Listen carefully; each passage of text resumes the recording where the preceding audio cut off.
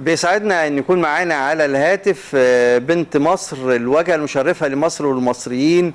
يعني اعلاميه قائده جميله، دايما مجمعه دايما الاحبه المصريين في كل المناسبات الوطنيه. الاستاذه ميرفت خليل او الباشمهندسه ميرفت خليل، رئيس الاتحاد العام للمصريين في الخارج فرع بريطانيا. اهلا بك معانا يا فندم ومنورانا كالعاده يعني. مساء الخير استاذ امين، وانا دايما ببقى سعيده جدا طبعا، وانا يعني موجوده على البرنامج المفضل لي الطير المسافر، برنامج المصريين في الخارج. اهلا بك يا فندم، واحنا سعداء اكتر طبعا، وحضرتك شريكه نجاح للبرنامج. يعني انت فرد مننا يا استاذه والله، وبتنورينا دايما. شكرا جزيلا لحضرتك، واهلا بالمشاهدين. كلمينا بقى عن الانتخابات النهارده، وانا عارف ان يمكن بقالكم يعني فتره طويله جدا وانتم بتعدوا لهذه العده من اجل هذا اليوم النهارده وغدا ان شاء الله. احنا طبعا كاتحاد عام مصريين في الخارج بصفه عامه، يعني بكل طبعا ان في يعني مجلس الشورى وحددوا ميعاده. بدانا ان احنا فعلا نشتغل، عملنا البوسترات بتاعتنا، عملنا ورش عمل داخل الاتحاد، عملنا ندوات على منصه زوم، وكان معانا يعني مجموعه من الضيوف، ومره اخرى كان معانا كل رؤساء الجاليات ومعظم المصريين في الخارج، ليس فقط من الاتحاد العام المصريين في الخارج، ولكن يعني اي حد عنده اي جمعيه وتكون مسجله ومشهره ومعروف ماهيتها، يعني لان زي ما حضرتك عارف يعني ما اكثر الجمعيات اللي ممكن طبعا تكون يعني ملهاش اساس، او بيبقى فيها اشخاص يعني قد يكون عليهم تساؤلات. اجتمعنا بيهم كلهم على منصه زوم، وكان معانا في هذا الوقت سياده النائب محمود القط من مجلس الشيوخ، وهو بصراحه جاوب على كل تساؤلات الناس، لاني لن اخفيك سرا، كانوا الناس طبعا بيتساءلوا ليه مجلس الشيوخ؟ طب مجلس الشيوخ هو استشاري، ليه نعمل له انتخابات؟ كان بينقصهم المعلومات ان يعني في الدستور ان مجلس الشيوخ ليس فقط استشاري، ولكن هو بيحال اليه بعض البنود اللي لن تمرر الا اذا اتخذ فيها مجلس الشيوخ قرار. فده طبعا يعني ده بيثبت ان لابد انه يكون مجلس منتخب من الناس، لان هم لهم وظيفه تشريعيه ايضا، ليس فقط وظيفه استشاريه. جاوب على كل الاسئله، وطبعا كان في تساؤلات كثيره جدا في الندوه اللي اتعملت على مدار 3 ساعات. شارك كل رئيس من رؤساء الاتحادات الفرعيه عندنا يعني المعلومات اللي هو عايز يعرفها علشان يوصلها للجاليه عنده. ايضا معظم المشاركين ابتدأوا ان هم يقولوا رايهم، عايزين يعرفوا الدنيا ماشيه ازاي. كانوا لسه في حاجات لسه ما بانتش، طبعا وقت ما احنا عملنا الندوه كانت لسه القائمه ما نزلتش، القائمه بتاعه المرشحين.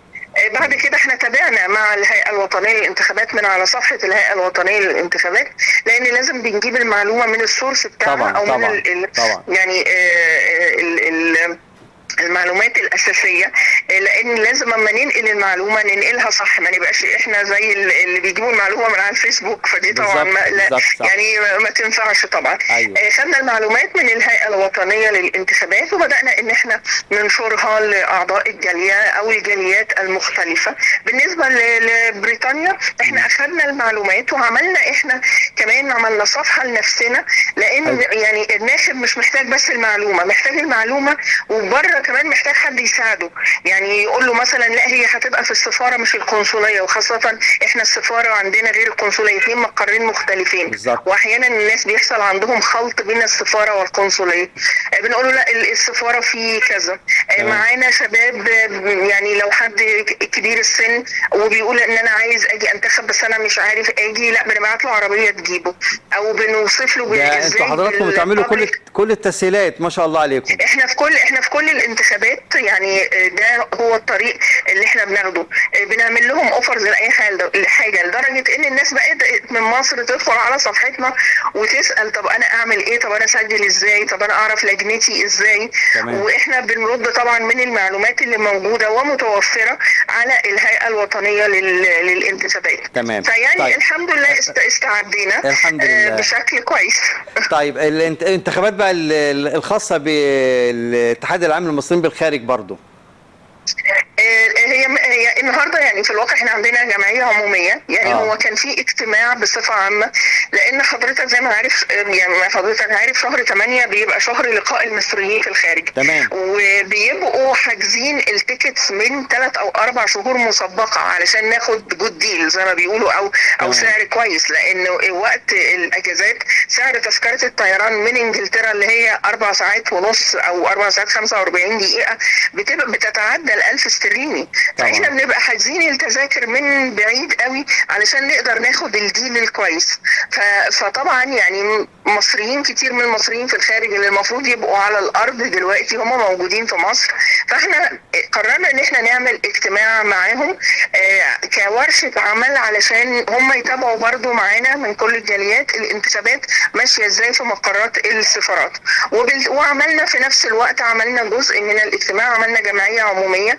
الجمعية العمومية ما كانتش تخص انتخابات الاتحاد العام للمصريين في الخارج، ولكن كانت تخص يعني عرض الميزانية اللي هي المفروض بنعرضها على مجلس الإدارة وأعضاء الجمعية العمومية، وأيضا يعني تغيير في بعض البنود في اللائحة، في منها حاجات يعني خطأ كتابي بيبقى جاي لنا من الوزارة في خطأ كتابي، فلازم ناخد موافقة عليه ان احنا نصححه بالطريقة الصحيحة، وبعدين بنبعته لوزارة التضامن الاجتماعي علشان يتم التوثيق عليه.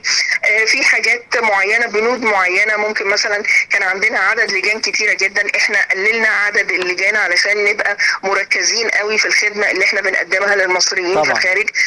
عرضنا الميزانية على أعضاء الجمعية العمومية، فلم تكن انتخابات يعني لمجلس الإدارة، ولكن هي كانت جمعية عمومية غير عادية علشان نصحح بعض البنود اللي موجودة في اللائحة. إن شاء الله بإذن الله يعني نستكمل في الحلقة اللي جاية بقى موضوع الانتخابات الداخلية والاجتماعات الخاصة بيكم إن شاء الله بإذن الله. أنا بشكرك أكيد إن شاء الله. شكرا. أنا بشكرك يا باشمهندسة والله، ونورتينا كالعادة يعني، وزي ما قلت حضرتك شريكة نجاح يعني.